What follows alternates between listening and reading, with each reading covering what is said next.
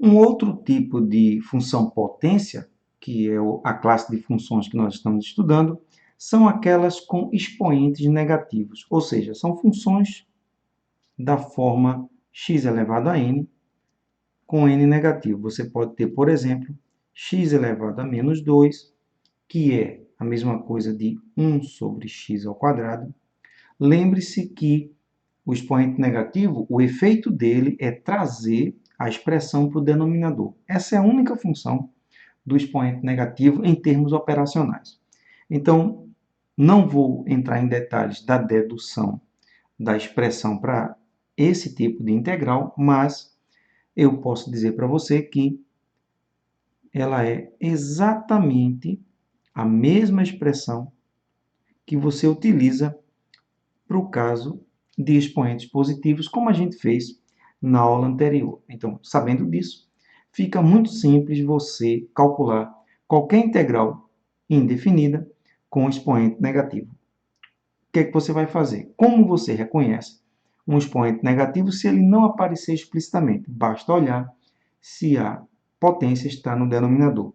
Por exemplo, a integral de 1 sobre x à terceira tem a potência no denominador. Então, você vai escrever como integral de x elevado a menos 3 dx.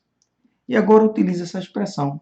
Você vai ficar com x elevado ao expoente, que é menos 3, mais 1, dividido pelo expoente, que é menos 3, mais 1, mais a constante. E é claro que você agora precisa fazer alguns pequenos ajustes. Aqui você tem x elevado a menos 2, dividido por menos 2. Menos 3 mais 1 dá menos 2, mais a constante. E agora o último ajuste é menos 2 no denominador significa menos 1 meio. E eu coloquei não no meio, mas um pouco mais para a esquerda, porque tem a variável aqui depois do 2. Então, 2 no denominador, com sinal de menos, menos 1 meio. Está aí o menos 1 meio. Só que essa expressão diz para a gente que o x precisa descer para o denominador, e aí você fica com x elevado ao quadrado mais a constante de integração, e isso é muito simples de você calcular. Agora, mais um exemplo para você entender como funciona todo esse processo. Quando você tem x elevado a menos 6, tudo que você precisa fazer é escrever. Quando você tem 1 sobre x à sexta, note que aqui tem um pequeno detalhe diferente.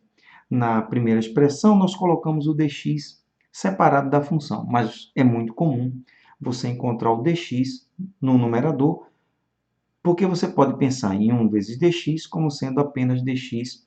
É normal a gente suprimir o 1 ou colocar, se for outra constante, junto do dx no denominador. Não tem problema nenhum fazer isso. Então, fica atento que, ora, o dx vai estar fora da fração e, ora, ele vai estar no numerador da fração. Nunca, em hipótese alguma, no denominador.